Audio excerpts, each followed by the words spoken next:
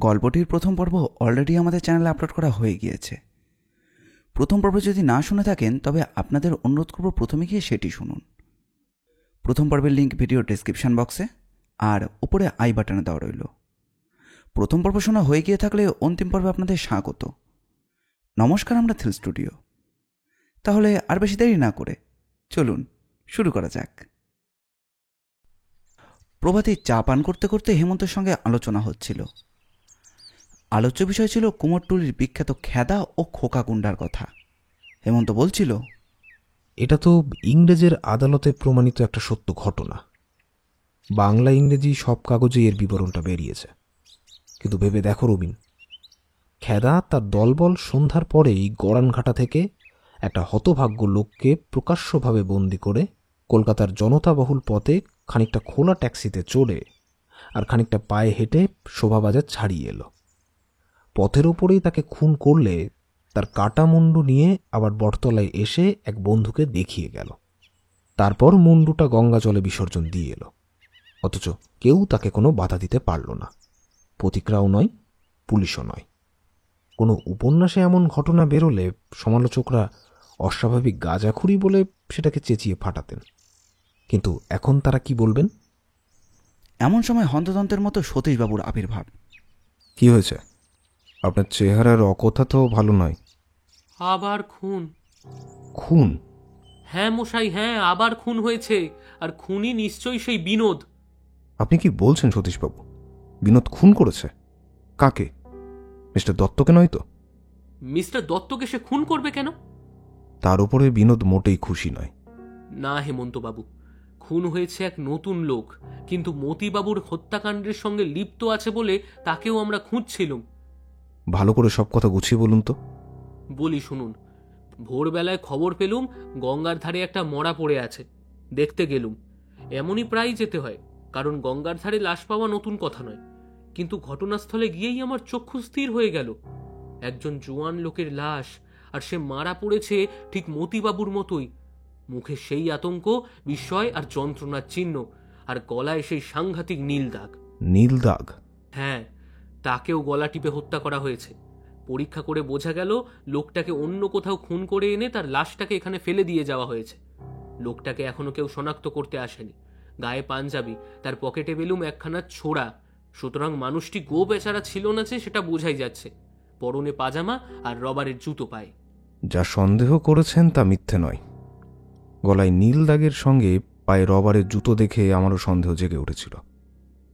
মতিবাবুর বাড়িতে হত্যাকারীদের একজনের যে রবারের জুতোর মাপ আমরা নিয়েছিলাম, তার সঙ্গে এই জুতোর মাপ একেবারে ঠিকঠাক মিলে গেল। তাহলে এই নতুন হত্যার জন্য কার উপরে আপনার সন্দেহ হয়? ওই বিনোদের ওপরই। হেমন্তবাবু শুনুন, আমার দৃঢ় বিশ্বাস যে বিনোদ এই কলকাতাতেই গা ঢাকা দিয়ে বসে আছে। খুব সম্ভবত তার সঙ্গে ওই লোকটার চোরাই নোটের অংশ নিয়ে কোনো গোলমাল হয়েছিল, কিংবা এ তাকে কোনো রকম ভয় দেখিয়েছিল। তাই বিনোদ গলা টিপে একে বধ করে নিজের পথ সাফ করে দিয়েছে। কেসটা দাঁড় করিয়েছেন মন্দ নয়, কেবল ধোপে টিকলে হয়। কেন? তাহলে এর মধ্যে হরিহরের স্থান কোথায়? সেইটাই তো ভালো করে বোঝা যাচ্ছে না। হয়তো পরে বোঝা যাবে। আচ্ছা, আপনি লাশটাকে কি দেখবেন? দরকার কি? আমি যে ঘটনার মালা গেঁথেছি এটাই হচ্ছে তারই একটা ঘটনা মাত্র। এরপরেও যদি ২-১০টা খুন হয় তাহলে আমার ঘটনার মালা নতুন করে গাঁথতে হবে না। সতীশবাবু, খুনিকে আপনি আজকেই গ্রেপ্তার করতে চান? সে কি, বিনোদ কোথায় আছে আপনি জানেন? তা নিয়ে আপাতত আপনাকে মাথা ঘামাতে হবে না, কারণ আমি তো আগেই প্রতিজ্ঞা করেছি যে বিনোদকে আমি আবার আবিষ্কার করবই। আপাতত বিনোদ সম্বন্ধে ভাবনা চিন্তা সব ছেড়ে দিয়ে এখন যা বলছি সেগুলো মন দিয়ে শুনুন। আজ বিকেলে রবিনকে নিয়ে আমি মতিবাবুর শোয়ার ঘরে যেতে চাই। মিস্টার দত্তকেও দরকার হবে। তিনিও ওই খুনি ধরার ব্যাপারে আমাদেরকে সাহায্য করতে পারবেন। আপনাকে আরও যা যা করতে হবে বলছি। পাশের ঘরে চলুন, সেই সঙ্গে একটা নতুন জিনিসও দেখাবো। সতীশবাবুর সঙ্গে আমিও পাশের ঘরে যাব বলে ওটার উপক্রম করছি। হেমন্ত হেসে বলল, না রবিন, কৌতূহল তুমি দমন করো, এ ঘরেই থাকো। তাহলে আজ যখন এই রহস্য নাট্যের শেষ দৃষ্টের উপর জবনিকা পড়বে, তখন তার বিষয়টা তুমি রীতিমতোই উপভোগ করতে পারবে। সতীশবাবুকে নিয়ে হেমন্ত তার পরীক্ষা ঘরে গিয়ে ঢুকল। আমি একলা বিরক্ত মনে চুপ করে বসে রইলাম। প্রায় আধ ঘন্টা ধরে ওদের দুজনের মধ্যে ফিসফাস কথাবার্তা হলো। যদিও কিছু শুনতে পেলাম না, কিন্তু শোনার জন্য আমার প্রাণটা ছটফট করছিল। শেষের দিকে কেবল একবার শুনতে পেলাম যে সতীশবাবু সব বিষয়ে বলছে। কি আশ্চর্য! বিষয়ের কারণটা আবিষ্কার করতে না পেরে মনটা আরও খারাপ হয়ে গেল এবং এই লুকোচুরির জন্য হেমন্তকে অভিশাপ দিতে লাগলাম বারবার। বিকেলে হেমন্তর সঙ্গে আমি আবার সেই ভয়াবহ ঘরের ভেতরে ঢুকলাম। মতিবাবুর শয়নকক্ষ। সারা বাড়িটা ঠিক যেন সমাধির মতো নীরব। লোকজন নিশ্চয়ই আছে, কিন্তু তারা সবাই যেন দমবন্ধ করে একেবারে চুপ মেরে গেছে। মতিবাবুর শূন্য শয্যার দিকে তাকিয়ে মনের ভেতরটা কেমন যেন খচখচ করতে লাগলো। এই তো মানুষের জীবন, কত সাধে পাতে নরম বিছানা, কিন্তু সবার আগেই হঠাৎ বেজে ওঠে মহাকালের ঘণ্টা, ঢং ঢং ঢং। আমরা আবার নিচে নেমে এলাম, কিন্তু নিচে গিয়ে কাউকেই দেখতে পেলাম না। হেমন্ত বলল, কে ডাকতে এসেছে আর গেল কোথায়? 6 মিনিট অপেক্ষা করেও কারোর দেখা পাওয়া গেল না। হেমন্ত বিরক্ত হয়ে বলল, চুলোই যাক ইন্সপেক্টর বাবু, এখন আমাদের অনেক কাজ, চলো আবার ওপরে যাই। ঘরে ঢুকে হেমন্ত আবার টেবিলের সামনে গিয়ে বসে পড়ল। মিস্টার দত্ত জিজ্ঞাসা করলেন, কে এসেছিল? কেউ না, কেবল মিছে সময় নষ্ট হলো। হ্যাঁ, কি যেন বলছিলেন? এই বাড়ির সিঁড়ির তলায় চোর কুঠরির মধ্যে একটা ঘর আছে, কিন্তু সেই ঘরে কয়লা থাকে। আগে হ্যাঁ।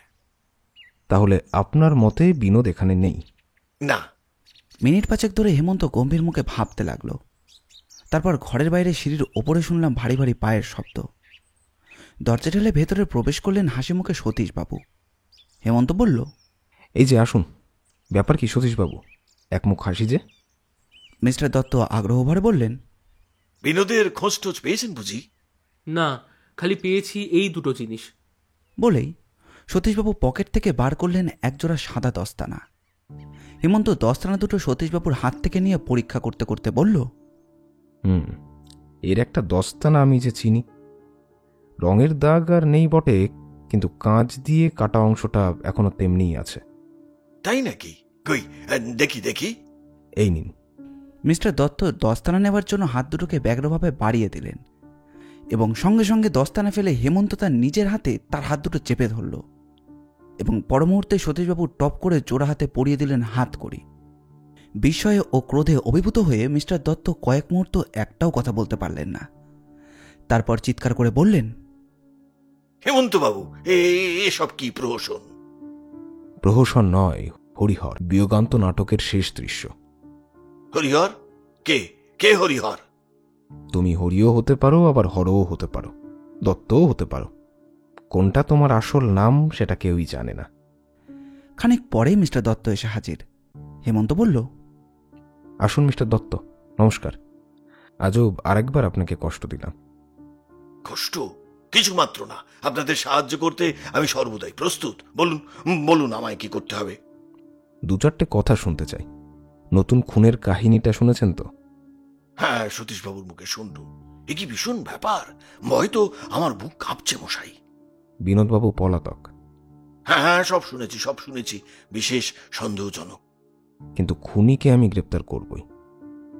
না হেমন্ত বাবু, বিনোদ যে এমন ভয়ানক কাজ করতে পারে আমি না কিছুতেই বিশ্বাস করতে পারছি না। মানুষ চেরা বড় কঠিন মিস্টার দত্ত, বড়ই কঠিন। কিন্তু 2টো খুন করে খুনি পালিয়ে যাবেটা কোথায়? আমার বিশ্বাস সে এইখানেই আছে। কোথায়? এই বাড়িতেই। মিস্টার দত্ত, এই বাড়িখানা যেমন মস্ত তেমনি সেকেলে। এখানে আনাগোনা করছেন আপনি অনেক দিন থেকেই। আপনি কি বলতে পারেন যে এই বাড়িতে কোথাও কোনো চোর কুঠুরি আছে কিনা? বা সেকেলে বাড়িতে তো প্রায় চোর কুঠুরি থাকতো। আপনি আপনি কি মনে করেন বিনোদ এই বাড়িতেই লুকিয়ে আছে? হ্যাঁ, তা কেমন করে হবে? না মশাই, আমি কোনো চোর কুঠুরির সন্ধান টন্ধান জানি না। মতিবাবুর মুখেও কোনোদিন শোনেননি? না। আচ্ছা, আমার কাছে ভালো করে এই বাড়িটার বর্ণনা করতে পারেন? তা নিশ্চয়ই পারি। এ বাড়ির সবটাই তো আছে আমার নখদর্পণে। প্রায় আধ ঘন্টা ধরে দুজনের মধ্যে চলল প্রশ্নোত্তরের ঘটা। শুনতে শুনতে বিরক্ত হয়ে উঠলাম। মনে হলো সমস্তটাই যেন অর্থহীন। বিনোদ নিশ্চয়ই এবারের মধ্যে লুকিয়ে নেই, এমন কাঁচাও ছেলে সে নয়। হেমন্তের ধারণা ভুল। হঠাৎ করে একজন পাহারাদার এসে জানালো যে ইন্সপেক্টর বাবুর কাছ থেকে একজন হেমন্তবাবুকে ডাকতে এসেছে। সতীশবাবু কটস্বরে বললেন, মিস্টার দত্ত, মতিবাবুকে খুন আর ৮০,০০০ টাকা চুরির অপরাধে আমি আপনাকে গ্রেপ্তার করলুম। কোন প্রমাণে? প্রমাণ কি একটা আছে? আজও তুমি মতিবাবুর টানা সেই মতিবাবুর চাবি দিয়েই ৪০,০০০ টাকার হিরে, মুক্ত, পান্না, চুনি সেগুলো চুরি করেছ। সেই বিষয়ে কিন্তু আমার বিন্দুমাত্র সন্দেহ নেই। সতীশবাবু, দত্তের জামা কাপড়গুলো খুঁজে দেখুন তো। মিস্টার দত্ত বাধা দেওয়ার চেষ্টা করলেন, কিন্তু সতীশবাবু তাকে ধরে একবার ঝাঁকানি দিতেই তিনি ঠান্ডা হয়ে গেলেন ও মতিবাবুর চাবির গোছা বেরিয়ে বলল। হেমন্ত বলল, দত্ত, এখন তুমি অপরাধ স্বীকার করবে। মিস্টার দত্ত স্তব্ধ হয়ে রইলেন। আচ্ছা, তবে আমার মুখ থেকেই তুমি নিজের কাহিনীটা শোনো। তোমাকে তো সেদিনও বলেছি দত্ত, এখানকার বৈজ্ঞানিক পুলিশকে অপরাধীর স্বীকারোক্তির উপর নির্ভর করতে হয় না। তুমি পাথরের মতো বোবা হয়ে থাকলেও ফাঁসি কাঠ থেকে তোমায় কেউ ক্ষমা করবে না। সতীশবাবু, আমি সংক্ষেপেই বলবো, যবনিকা পতনের সময় বেশি বাক্য ব্যয় করা ভালো নয়। বিনোদের ওপরে আমার একবারও সন্দেহ হয়নি। সে মাতাল, জুয়ারি চেনেও। প্রথমত, মদ খাওয়া বা জুয়া খেলা বা খুন করা, এই তিনটে কিন্তু এক কথা নয়। দ্বিতীয়ত, এটা ভালো করেই জানা গিয়েছে যে খুনের সময় সে বাড়িতে ছিল না। সে যে সত্যি সত্যিই রাত 12টা পর্যন্ত থিয়েটারে ছিল এবং তারপরে প্রায় 1:30টা পর্যন্ত ছিল হোটেলে, তার প্রমাণ আমি নিজেই সংগ্রহ করেছি। হোটেল থেকে সে ফিরে এসেছিল প্রচণ্ড মাতাল হয়ে। সে এমনই বেহুশ হয়েছিল যে খেতে গিয়ে জামাকাপড়ের উপর ঢেলেছিল মাংসের ঝোল, আর জামাকাপড়ের নানান জায়গা পুড়িয়ে ফেলেছিল সিগারেটের আগুনে। এমন চৈতন্যহীন মত্ত অবস্থায় কেউ এভাবে এত চালাকি খেলিয়ে চুপি চুপি খুন করতে পারে না। সতীশবাবু, কেবলই একটি মাত্র কারণে বিনোদের ওপরে আমার সন্দেহ করা উচিত হয়নি। বেতুষ মাতাল যে খুন করতে পারে না একথা আমি বলছি না। আমার মনে হচ্ছে খুব বেশি মাতাল এত গোপনে খুন করে সরে পড়তে পারে না। তবুও যে সে পালিয়ে গেছে তার একটা কারণ হচ্ছে পুলিশ তাকে গ্রেপ্তার করতে চায়। কোনো গতিতে এটা সে জানতে পেরেছিল এবং পালাবার আগে সে কারেন্সি থেকে রাহা খরচের জন্য নিজের কিছু টাকা ভাঙিয়ে নিয়ে গিয়েছিল। এটা আমরা অনায়াসেই অনুমান করতে পারি। আপনারা সন্দেহ করেছিলেন যে হত্যাকারী হচ্ছে বাড়ির লোক, কারণ বাড়ির সব দরজা ছিল ভেতর থেকে বন্ধ এবং কুকুরটা চেনা লোক দেখেই চেঁচায়নি। কিন্তু কাদামাখা পদচিহ্ন এবং অজানা রবারের জুতোর অস্তিত্ব দেখেই আমি বুঝেছিলাম যে খুনিরা এসেছিল বৃষ্টির পরে এবং রাস্তা থেকেই। আমি মনে মনে খুনের রাতের ঘটনাগুলো এইভাবে সাজিয়েছিলাম। ধরুন, রাম আর শ্যাম মতিবাবুকে খুন করবে। রাত 10:30টার সময় মতিবাবুর বাড়িতে ঢুকবার দরজা বন্ধ হয়। খুনিরা সেই খবর রাখে। রাত 9টার সময় বৃষ্টি থামল। রাম ও শ্যাম ঘটনাস্থলে প্রবেশ করল। রামের সঙ্গে মতিবাবুর চেনাশোনা ছিল। মতিবাবু তখন শোবার ঘরের দরজা বন্ধ করেনি। পরিচিত লোক বলেই রাম বিনা আমন্ত্রণেই ভেতরে ঢুকে যায়। কুকুরটাও রামকে বিলক্ষণ চিনত, তাই গোলমাল আর করেনি। আর রামের সঙ্গে গিয়েছিল বলে শ্যামকে দেখেও সে চেঁচায়নি। শ্যাম নিশ্চয়ই দরজার বাইরে 1-2 মিনিট অপেক্ষা করেছিল, কারণ তার জুতোর স্পষ্ট ছাপ আমরা সেখানে পেয়েছি। চলন্ত লোকের পায়ের ছাপ আর দণ্ডায়মান লোকের পায়ের ছাপ কিন্তু একরকম হয় না। পরে রামের আমন্ত্রণেই শ্যামও তাকে সাহায্য করার জন্য ঘরের ভেতরে যায়। কাজ শেষ করে দুজনে রাস্তায় বেরিয়ে পড়ে। রাত 10:30টার সময় দারোয়ান রাস্তার দরজা বন্ধ করে দেয়। কাজেই বাইরের দরজা ভেতর থেকে বন্ধ থাকা খুবই স্বাভাবিক। রাম হচ্ছে মতিবাবুর বন্ধু। সে তার সব অভ্যাসের কথা জানে। ডায়েরির ভেতরে মতিবাবুর কোনো গুপ্ত কথা আছে এটাও হয়তো তার অজানা ছিল না। খুনের রাতে হয়তো কোনো কারণে ভয় পেয়ে বা সময়ের অভাবে সে ডায়েরি পড়বার সুযোগ সে পায়নি, কিন্তু যথাসময়ে কাজে লাগতে পারে বুঝে ডায়েরি আর চাবির গোছাটা নিয়ে পালায়। সেই বাড়ির বন্ধু। খুনের পরও এখানে তার প্রবেশ বন্ধ হওয়ার কোনো ভয় নেই। খুব সম্ভব রাম হ্যান্ড নোটে মতিবাবুর কাছ থেকে বারে বারে টাকা ধার করছিল, তাই যাবার সময় নির্বিচারে তার হ্যান্ড নোটটা নিয়ে সে পালায়। ঘটনাস্থলে এসে মতিবাবুর মৃতদেহ দেখে আমি অবাক হয়ে যাই। লাশের গলায় ওই নীল দাগটা কিসের? আঙুলের ছাপে ঠিক ওই রকম কালশিরা পড়ে না। তারপর লাশের পিঠের তলায় ওই ভাঙা কাছের টুকরোটা থাকার মানে কি? ধস্তাধস্তি হলো বিছানায়। কুজোর মুখ থেকে গেলাস কেন এখানে এলো, কেনই বা ভাঙল, কেনই বা একজন খুনির হাত কাটল? আমার মন বলল যে একজন খুনির গেলাসে কোনো বিষাক্ত পদার্থ ঢেলে মতিবাবুর কাছে আসে, আর একজন তাকে চেপে ধরে। মতিবাবুকে গেলাসের বিষটা খাওয়ানোর চেষ্টা হয়। তিনি ধস্তাধস্তি করতে করতে বিছানা থেকে নেমে পড়েন এবং সেই মুহূর্তেই গেলাসের বিষটা তার গলায় ঢেলে দেওয়া হয়। সেই বিষ এমন ভয়ানক যে মতিবাবু চেঁচানোর সময় পর্যন্ত পাননি, কিন্তু তার ধস্তাধস্তির চোটে খুনির হাতের গ্লাসটা ভেঙে খুনির হাতটা কেটে যায়। তারপর ভাঙা কাচের ওপরে গিয়ে পড়ে মতিবাবুর দেহ। এই সমস্ত ব্যাপার ঘটে 2-1 সেকেন্ডের মধ্যেই। বিষ যদি ব্যবহৃত হয়ে থাকে তবে নিশ্চয়ই মতিবাবুকে গলা টিপে মারা হয়নি, কিন্তু ডাক্তারেরা সব দেহে কোনো বিষের অস্তিত্ব পাননি। তবু আমার সন্দেহ গেল না, কারণ ওই ভাঙা গ্লাসটা, ওটা না থাকলে আমি ডাক্তারদের কথাটাই বিশ্বাস করতাম। কিন্তু গ্লাস যখন পাওয়া গেছে, মতিবাবুকে নিশ্চয়ই কিছু খাওয়ানো হয়েছে। সেটা কি হতে পারে? হয়তো এমন কোনো নতুন বিষ আছে যেটা ডাক্তাররা তার নামটা জানে না। আপনারা কেউ লক্ষ্য করেননি, কিন্তু দত্তকে প্রথম দিন থেকেই আমি লক্ষ্য করেছিলাম। ওর ডান হাতের একটা আঙুলের ওপরে ফ্রেশ কালারের প্লাস্টার লাগানো আছে। গোয়েন্দার প্রথম কর্তব্য সকলকেই সন্দেহ করা। খুনির হাত বা আঙুল কেটেছে তার প্রমাণ রয়েছে, দত্তের আঙুল কাটা। দত্ত হচ্ছে মতিবাবুর বন্ধু, তার এই বাড়িতে অবাধ গতি এবং সে হচ্ছে রসায়নবিদ। তার পক্ষে অজানা বিষের অস্তিত্ব জানাটা অসম্ভব নয়। এই সন্দেহগুলো আমার মাথায় ঢুকেছিল, কিন্তু সেগুলো সন্দেহ মাত্র। ঘটনাস্থলে প্রাপ্ত দস্তানার রহস্য নিয়ে আমি অনেকটা ভেবেছিলাম, কারণ ওই রকম পুরো পশমি দস্তানা কেউ পড়ে না, বিশেষ এই বাংলাদেশে। তবে প্রথমে এর কোনো সদুত্তর আমি পাইনি। পরে বুঝেছি যে ওই দস্তানাটা ছিল হরিহরের, অর্থাৎ দত্তের সঙ্গীর হাতেই। সেই দস্তানা পড়ে কাচের গ্লাসটা ধরেছিল, আর কাচের গ্লাসটা তাকে দিয়েছিল দত্তই। সেই সময় গেলাসের গায়ে দত্তের আঙুলের ছাপ পড়ে, কিংবা গেলাসটা ভাঙবার পর দত্ত তার উপর হাতটা দিয়েছিল। কিন্তু রক্ত মাখা দস্তানাটা কেন আমি নিয়ে যেতে চাই সেটা জানবার জন্যে দত্ত অনেক আগ্রহ প্রকাশ করেছিল। তারপর সে চলে যায়, আর ওই পথেই আমরা আক্রান্ত হই। পাহারাওয়ালার কাছ থেকে ভাঙা গেলাসটা কেড়ে নেবার চেষ্টা হয়। আমার কাছে দস্তানা আর পাহারাওয়ালার কাছে ভাঙা গেলাসটা আছে, এই কথা বাইরের লোক বলতে কেবল দত্তই জানত। সেজন্যই আমি তাকে সন্দেহ করি। কিন্তু কেবল সন্দেহ করে তো কোনো লাভ নেই, তার আগে দরকার প্রমাণ। সতীশবাবু, আমি যে 2টি বিষয় প্রথমে আপনার কাছে লুকিয়েছিলাম, পরে আজ সকালেই আপনার কাছে সেগুলো প্রকাশ করেছি। ঘটনাস্থলে কর্দম চূর্ণ পরীক্ষা করবার পর তার মধ্যে থেকে আমি কাদার সঙ্গে পেয়েছিলাম চুন, সুরকি, বালি আর কয়লার গুঁড়ো।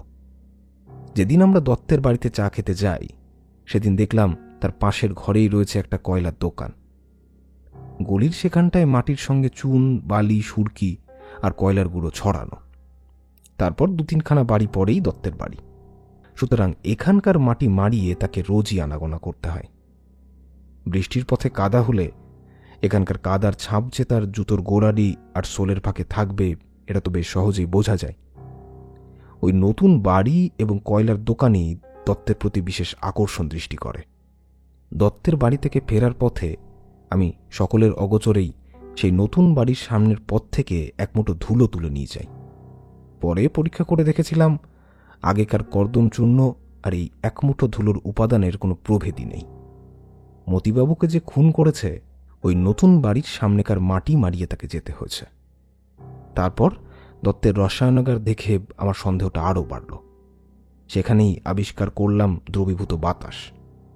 আমিও রসায়নশাস্ত্র পড়েছি, রাসায়নিক পদার্থ নিয়ে নাড়াচাড়াও করেছি, কিন্তু সেদিন দত্তের সামনে ন্যাকা সেজে গিয়েছিলাম তার কাছ থেকে কথা আদায় করার জন্য। ধা করে আমার মাথায় একটা ভীষণ ইঙ্গিত জাগল। দ্রবীভূত বাতাসকেই দত্ত বিষের মতো ব্যবহার করেছে। সতীশবাবু, আপনি হয়তো জানেন না, এই দ্রবীভূত বাতাসকে রাসায়নিকরা নানান নির্দোষ কাজে লাগান বটে, কিন্তু জিনিসটা মানুষের মুখের ভেতরে ঢেলে দিলে তক্ষুনি তার মৃত্যু হবে, অথচ মৃতদেহে কোনো চিহ্নই পাওয়া যাবে না। কি মারাত্মক বুদ্ধি চাতুরি না? দ্রবীভূত বাতাস হচ্ছে অত্যন্ত দুর্লভ জিনিস। সাধারণ হত্যাকারীর নাগালের বাইরে সেগুলো। নইলে দ্রবীভূত বাতাস মানুষের সমাজে একটা বিভীষিকা তৈরি করতে পারত। দ্রবীভূত বাতাস এমন ভয়ঙ্কর ঠান্ডা যে পরীক্ষাগারে হাতে পুরো দস্তানা না পড়লে কাচের পাত্র নিয়ে সেগুলো ব্যবহার করা অসম্ভব। এই জন্যই হত্যাকারী হাতে দস্তানা পরে কাচের গ্লাসে দ্রবীভূত বাতাস ঢেলে মতিবাবুকে সেটা পান করতে বাধ্য করেছিল। তারপর হরিহরের অস্তিত্বের আবিষ্কার। সতীশবাবু আমাকে যে ছবিটা দিয়েছিলেন তাতে হরিহরের মুখে কোনো দাড়ি গোঁফ নেই, কিন্তু দত্তের মুখে গোঁফ আর ফ্রেঞ্চ কাট দাড়ি। দত্তের বয়স তখন 40-এর উপরে। তার মুখেরও কিছুটা পরিবর্তন হয়েছে বটে, কিন্তু হরিহরের মুখের সঙ্গে দত্তের মুখের কিছু কিছু সাদৃশ্য আমি পেয়েছিলাম। আমি কিছু কিছু ছবি আঁকতেও জানি। হরিহরের চোখ, নাক, ঠোঁট অনেকটা দত্তেরই মতো। তাই কৌতূহলের বশবর্তী হয়ে হরিহরের ছবির মুখে বসিয়ে দিলাম দত্তের মতো গোঁফ আর ফ্রেঞ্চ কাট দাড়ি। ফল হলো কি বিস্ময়কর, বুঝেছ রবিন? সতীশবাবু সেই ছবি দেখে সেখানাকে প্রথমে দত্তের ছবি বলে ধরে নিয়েছিলেন। তারপর আমাদের জানতে বাকি রইল না আমাদের দত্তমশাই হচ্ছেন কোনো একটা দেশের বাজ পাখি। লিকুইফাইড এয়ার দিয়ে দত্ত তার পাপ কাজের সঙ্গীকেও পাঠিয়ে দিয়েছিলেন জমের বাড়িতে। কি করে তাকে মারা হয়েছে এখনও তা প্রকাশ পায়নি বটে, তবে হত্যাকারী যে দত্ত তাতে কোনো সন্দেহ নেই। দ্রবীভূত বাতাসের এমন ভয়াবহ ব্যবহার পৃথিবীর আর কোনো অপরাধী বোধহয় জানে না। দত্ত তাকে মেরেছে কেন? একজন সাক্ষী বা অংশীদার বা পথের কাটা সরাবার জন্যেই। দত্ত জানত যে আমি রসায়নশাস্ত্র নিয়ে অল্প বিস্তর নাড়াচাড়া করি। তার ভয় হয়েছিল এরকম একটা অসাধারণ দস্তানা দেখে আমার মনে দ্রবীভূত বাতাস সম্বন্ধে একটা ইলিত জাগা অসম্ভব নয়। অপরাধীর মন কিনা, তার উপর চালাকি করতে গিয়ে দস্তানাখানা কেড়ে নিয়ে আমার হাতে সমর্পণ করতে বাধ্য হয় মতিবাবুর ওই ডায়েরিখানা। আরেকটু বাকি আছে। দত্তকে হাতে নাতে ধরবার জন্যে আমি একটা ফাঁদ পেতেছিলাম। খুনির পকেট থেকে ডায়েরিটা হস্তগত করেই বুঝেছিলাম যে খুনি যখন মতিবাবুর চাবি নিয়ে গেছে তখন টেবিলের গুপ্তস্থান থেকে 40,000 টাকার হিরে মুক্ত চুরি করার প্রথম সুযোগ সে কখনোই ছাড়বে না। দত্তের আবির্ভাবের আগেই আমি টেবিলের ডান দিকের টানার ফাঁকে এমনভাবে আলপিন রুকিয়ে রেখেছিলাম যে কেউ সেটা টান দিলেই আলপিনটা সরে যাবে। তারপর দত্ত এলো। পাহাড়ওয়ালাকে শেখানোই ছিল। সে একটা বাজে কথা বলে আমাদেরকে বাইরে ডেকে নিয়ে গেল। দত্ত রইল ঘরে একা। মিনিট কয় পরে আমরা ফিরে এলাম। টেবিলের কাছে গিয়ে দেখি টানার ফাঁকে আলপিনটা নেই। তখনই বোঝা গেল দত্ত সুযোগের অপব্যবহার করেনি। এদিকে দত্ত যখন এখানে এসে বসে আমাদের সঙ্গে কথা বলছে, সতীশবাবু তখন গিয়েছেন দত্তের রসায়নাগার আর বাড়িখানা খানা তল্লাশ করতে। তারই ফলে আবিষ্কৃত হয়েছে এই দস্তানা চোরা। ওই দস্তানাও এই মামলার একটা বড় সাক্ষীর কাজ করবে। অপরাধ স্বীকার করবে না। দেখছো তো, তোমার প্রতি পদক্ষেপের হিসাব রয়েছে আমার কাছে। অতিরিক্ত চালাকের মতন তুমিও খুনের জন্য এমন একটা দিন নির্বাচন করেছিলে যেদিন হয়েছিল মতিবাবুর সঙ্গে বিনোদের ঝগড়া। তারপরে তুমি আমাদেরকে ভেতরের খবর জানাবার জন্য আর বিনোদের উপরে দোষ চাপানোর জন্য তুমি সেজেছিলে পুলিশের সাহায্যকারী বন্ধু। তুমি হচ্ছ গভীর জলের মাছ। অসাধারণ মস্তিষ্ক চালনা করেছিলে বটে, কিন্তু পাপীর সমস্ত চাতুর্যই মিথ্যা। ভগবান তো আর ঘুমিয়ে থাকে না। এত শেয়ানা হয়েও দত্ত ধরা পড়ল প্রধান 3টে কারণে। প্রথমত, সেই তুচ্ছ চুন, বালি, সুরকি আর কয়লার গুঁড়ো। দ্বিতীয়ত, ভাঙা কাচের উপরে তার আঙুলের ছাপ। তৃতীয়ত, ওপর চালাকি করে সে যদি আমাদের চায়ের নিমন্ত্রণ না করত তাহলে আমিও ওই দ্রবীভূত বাতাসের অভাবিত বিস্ময়কর ব্যাপারটাকে আন্দাজে কল্পনা করতে পারতাম না। বলতে কি, দ্রবীভূত বাতাসের কথা আমি একবারও ভাবিনি, কিন্তু দত্তের রসায়নগারে ওই দুর্লভ জিনিসটি দেখে আমার মনের ভিতর জেগেছিল একটা আশ্চর্য সন্দেহ। সতীশবাবু, এখনও কি আপনি বিনোদকেই গ্রেপ্তার করতে চান? কিন্তু আর সে আপনাকে ভয় করবে না। 2 দিন পরেই আবার তার দেখা পাবেন। খবরের কাগজে হত্যাকারী গ্রেপ্তারের বিবরণ বেরোলেই বিনোদ আর অজ্ঞাতবাসে থাকতে রাজি হবে না। আমার দৃঢ় বিশ্বাস বিনোদ একেবারে ভালো ছেলে। সতীশবাবু, আর একটা কথা, ইউরোপে এখন বিজ্ঞান জানা খুনি, চোর বা অপরাধীর দল রীতিমতো ভারী। ভারতবর্ষের সৌভাগ্য যে এদেশের অপরাধীরা এখনো পাপ কাজে বিজ্ঞানের সাহায্য নিতে শেখেনি। অবশ্য এটা সকলেই জানে যে বিখ্যাত পাঁকুড় খুনের মামলাটা প্রকাশ পেয়েছে। অপরাধীরা হত্যাকার্যে প্লেগের জীবাণু ব্যবহার করে অভাবিত চিন্তাশক্তির পরিচয় দিয়েছে। কিন্তু এ শ্রেণীর শিক্ষিত অপরাধী এদেশে একেবারেই দুর্লভ। নইলে এদেশি পুলিশকে 7 হাত জালের তলায় পড়ে অন্ধকারে হাবুডুবু খেতে হতো। তবুও আমার মত হচ্ছে, এই দেশের পুলিশের উচিত বিজ্ঞান সম্বন্ধে অন্তত প্রাথমিক শিক্ষাটা গ্রহণ করা। কেননা অদূর ভবিষ্যতে ভারতবর্ষেও বৈজ্ঞানিক অপরাধীর দল ভারী হওয়ার একটা যথেষ্ট সম্ভাবনা আছে। এসো রবিন, শ্রীমান দত্তের সামনে পরলোকের দরজাটা খুলে দিয়ে এখন আমরা সসম্মানে প্রস্থান করি। নমস্কার সতীশবাবু। দত্ত, কিছু মনে করো না, তোমাকে আর নমস্কার করার ইচ্ছা হচ্ছে না। গল্পটি ভালো লাগলে অবশ্যই লাইক, আর কীরকম লাগলো সেটি কমেন্ট করে জানাবেন। আমরা আপনাদের মধ্যে থেকে একটি কমেন্ট পিন করে দেব।